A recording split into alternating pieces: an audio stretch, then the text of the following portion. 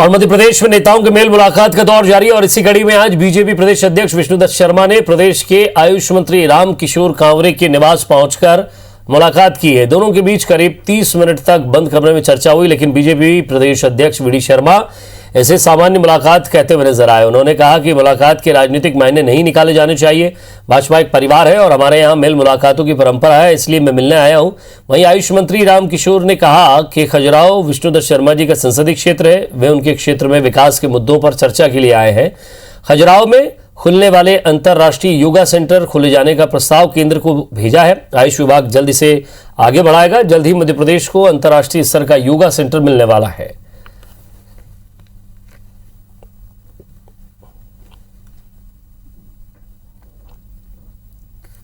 सभी पदाधिकारी मिनिस्टर सब आते हैं, तो क्या मुझे नहीं जाना चाहिए कहीं? पारिवारिक भाव, भारतीय जनता पार्टी एक परिवार के नाते से काम करती है, इसलिए उसकी एक प्रक्रिया और उसका एक हिस्सा है ये। इसलिए इसके बारे में किसी प्रकार का कोई मुझे लगता है कि ना कयास लगाना चाहिए, ना इसमें किसी प्रकार। आयुष विभाग के माध्यम से हमारा एक अंतर्राष्ट्रीय योगा सेंटर खोल सके, उसका प्रस्ताव भारत सरकार को गया हुआ है। उसमें और ज्यादा बातचीत के लिए हमारे संवाददाता नवीन सिंह हमारे साथ जुड़ रहे हैं। नवीन, जिस तरह से लगातार विष्णुदत्त शर्मा मेल मुलाकात कर रहे हैं, उससे पहले भी मुलाकातें हुई हैं, अलग अलग सिंधिया के आने पर मुलाकात हुई है, फिर उसके साथ सिंधिया के आने से पहले मुलाकातें हुई हैं और अब विधानसभा अध्यक्ष से मुलाकात हुई और आयुष मंत्री से मुलाकात हुई। हालांकि दोनों ही मुलाकातों का पर्पस अलग था, लेकिन लगातार ये मिलना जुलना, इसके पीछे विधानसभा अध्यक्ष के मिलने के पीछे और आयुष मंत्री के मिलने के पीछे क्या कारण हो सकता है या क्या परिदृश्य अभी बन रहा है? देखिए, बिल्कुल बीजेपी में मेल मुलाकातों का सिलसिला अभी भी चालू है। हालांकि कुछ दिनों पहले यह खबर जरूर सामने आई थी कि आरएसएस की फटकार के बाद जो मेल मुलाकात जो लगातार चल रही थी उसको रोका गया, उसको बंद किया गया। लेकिन चूंकि विष्णुदत्त शर्मा बीजेपी के प्रदेश अध्यक्ष हैं और भोपाल मुख्यालय में वो बैठते हैं और यहाँ से लगातार पूरा मंत्रिमंडल भोपाल में है, तो लगातार उनसे मिलना जुलना उनका जारी है। हालांकि ये जरूर है कि रामकिशोर कांवरे वी डी शर्मा की टीम के पहले भी हिस्से रहे हैं। महाकौशल विद्यार्थी परिषद में जब वी डी शर्मा थे तब महाकौशल से रामकिशोर कांवरे जो बालाघाट से विधायक हैं वो उनके साथ जुड़े रहे। कई सारे बड़े आंदोलनों में वी डी शर्मा के साथ वो शामिल हुए, तो पुराना रिश्ता, पुराना नाता है वी डी शर्मा का उनसे, तो माना जा रहा है कि वो मुलाकात करने वहां गए थे। हालांकि ये जरूर वी डी शर्मा ने कहा कि जरूरी नहीं कि प्रदेश अध्यक्ष होने के नाते तमाम मंत्री, तमाम विधायक, पूरे नेता उनसे मिलने आए, बल्कि परिवार के मुखिया होने के नाते उनको भी दूसरों के घर जाना चाहिए। तो इसी सिलसिले में वो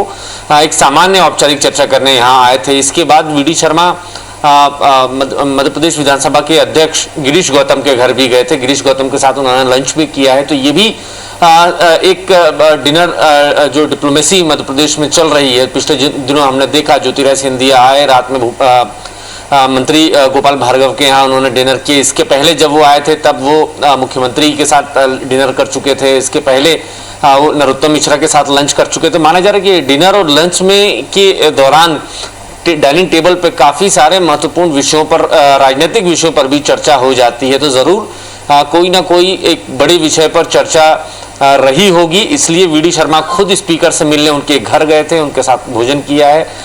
मध्य प्रदेश की में भारतीय जनता पार्टी किस तरीके से मजबूत हो, आने वाले समय में जो चुनाव है, खासकर विंध्य से विधानसभा अध्यक्ष ताल्लुक रखते हैं और रीवा से ही एक सीट, विंध्य से ही एक सीट खाली हुई है, रैगांव, जुगल किशोर बागड़ी के निधन के बाद से। तो माना जा रहा है कि वहां पर क्या समीकरण बन रहे हैं, किस तरीके से बीजेपी को चुनाव में, उपचुनाव में जाना होगा, तो इसको लेकर एक खास रणनीति पर चर्चा करने के लिए भी वी डी शर्मा गिरीश गौतम के पास गए होंगे। चूंकि मध्य प्रदेश में 3 विधानसभा सीटों पर उपचुनाव प्रस्तावित हैं, तीनों सीटें फिलहाल रिक्त हैं और तीनों सीटों पर चुनाव होना है। 2 सीटों पर कांग्रेस इसके पहले रही है और 1 सीट बीजेपी खाते में थी, जिसकी अभी हमने चर्चा की, रैगांव। तो रैगांव विंध्य में आती है और विंध्य के फिलहाल सबसे बड़े नेता के तौर पर गिरीश गौतम हैं और एक सीनियर बीजेपी लीडर हैं, कई बार के विधायक हैं और उनको उस क्षेत्र का काफी अनुभव है और भौगोलिक या राजनीतिक हर तरीके का अनुभव गिरीश गौतम के पास है। तो माना जा रहा है कि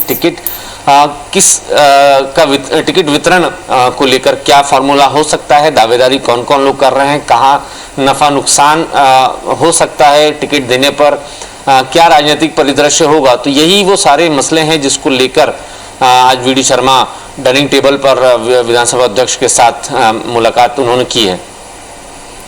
शुक्रिया नवीन ने इस तमाम बातचीत के लिए।